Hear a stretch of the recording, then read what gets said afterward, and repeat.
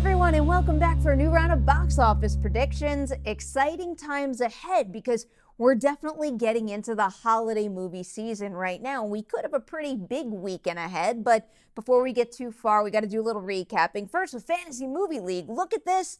13 perfect lineups for the very first weekend in the award season. Congratulations to all the names up on the screen right now. You have kicked off your run this season very, very strong. I haven't really on Fantasy Movie League, admittedly. I've just been so crazy with Star Wars end of year, end of decade stuff that I committed the Fantasy Movie League sin. I forgot to set my lineup.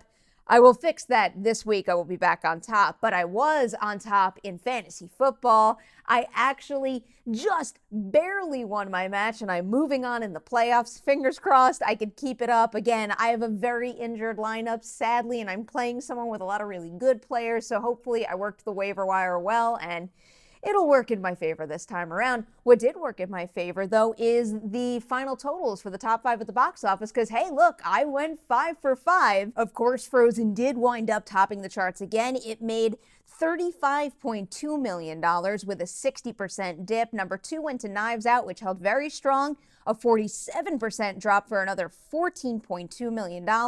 Then at number 3, it was Ford v Ferrari with $6.7 million, followed right behind by Queen and Slim, which held strong.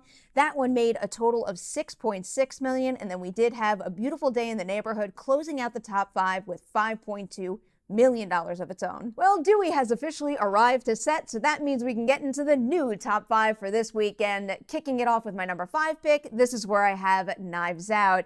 I'm going to repeat what I said last weekend on this one. I think the buzz is going to work in its favor, and it's only going to get stronger with nominations starting to roll in and Knives Out firmly being in the mix there. The comp that I'm going to take a look at is Creed, which had hit theaters right around the same time as Knives Out. Weekend 2 of that movie's release, it dropped 50%, made about $15 million, a very similar amount that Knives Out saw last weekend.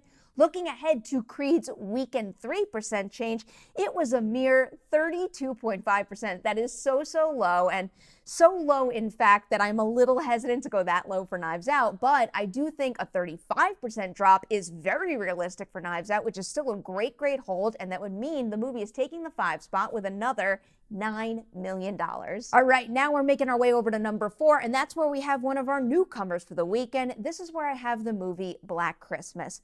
Part of me is thinking there's a chance this movie could come out and just kind of fall flat on its face and come and go before we know it. But what's giving me hope is the movie Krampus, which hit theaters right around the same time of year, and it opened up with about $16 million, which makes me think there is an appetite for holiday horror right around now. And we also haven't seen a new wide-release horror movie in a little while, but still, I think that $16 million is too high for Black Christmas. I think that Krampus had the stronger promotional push, and then on top of that, Krampus was dealing with far less competition than what Black Christmas is facing this time around. So I'm not going that high, but I do think it could maybe match another Blumhouse 2019 release in Happy Death Day to You. That movie took about $10 million opening weekend, and that's what I'm going with here. $10 million for Black Christmas's first weekend in theaters. All right, next up at number 3, that's where we have another new release for the weekend. This is where I'm putting the movie Richard Jewell. So some tracking reports do have Black Christmas tracking ahead of Richard Jewell. I'm going the other way around because Clint Eastwood movies get butts in seats, and it just so happens that last year we had another one of his releases open up fairly strong. The Mule, when it kicked off its run, it made $17.5 million.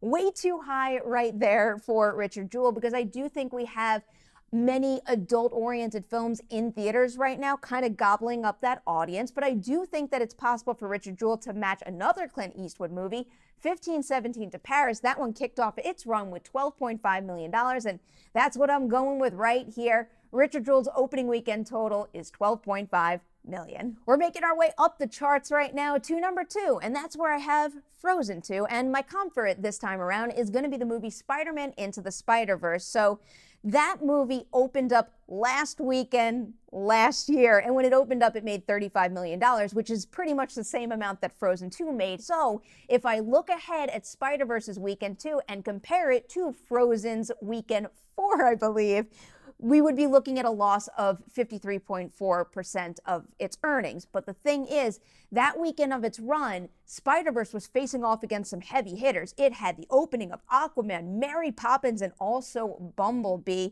Yes, Spider-Verse was earlier in its run, which worked to its benefit, but I think that Frozen 2 is going into this weekend dealing with a good deal less competition. So I want to bring that percent change down a lot for it. I think I'm going to bring it all the way down to 45%. And if that's the hit the movie winds up taking, Frozen 2 is firmly locking that number 2 spot with another 19 million. All right, now we've reached that top spot, and that's going to newcomer Jumanji, The Next Level. So the big question with this one is, how is it going to do compared to that first movie? First movie opened up with a 3-day weekend total of $36 million. It is topping that for sure, but the big question in the long run is going to be, does this new movie have the long legs that that one did that gave it just this massive box office hole in total globally? We're going to have to wait and see on that one. But in order to figure out the opening weekend, I'm going to at least start with that 36 million as my baseline. It is going above that, though. No, this new movie doesn't have the benefit of opening on a holiday weekend, but it's also not dealing with a Star Wars movie just yet. That right there is going to work in its favor. On top of that, we haven't really seen a 4-quadrant, family-friendly live-action movie in a good while. That's going to work well, too. The reviews do seem good. I had a lot of fun with it, and I would recommend it. And on top of that, let's take into account the competition, the new competition that's hitting theaters this weekend. Black Christmas and Richard Jewell. Not really in direct competition with a Jumanji movie. I think all of that is going to boost that $36 million opening that the first movie saw up to $45 million for The Next Level, and that's where I've got it opening up this weekend. And that, of course, brings us to the recap portion of this show. We have Jumanji, The Next Level, taking the top spot with $45 million. Frozen 2 coming in at number 2 with $19 million. Then I've got Richard Jewell opening up at number 3 with $12.5 million, followed by Black Christmas taking the 4th spot with $10 million. And then finally, Knives Out coming in at number 5 with another $9 million. That's it for me. That's it for Dewey, but we leave it to you now. Hit the comment section below. Put your top 5s right there. Going over to Fantasy Movie League and lock those lineups. And I mean, if you feel like it, tell me how you're doing in fantasy football. I can't get enough of that right now either. Before I say goodbye, I've got some Patreon shoutouts, and this is for a very special crew. Right now, you're going to see my top tier names on the screen right now. We have Evan, Luke, and Billy. I cannot say this enough. I so greatly appreciate all your support and all the time that we've gotten to get to know each other and talk about movies. I really do think the world of the three of you. So thank you so much for being here. And thanks to everybody out there for watching this video. Do not leave without liking and sharing it. And I'll see you next week to see how we all did on our box office predictions.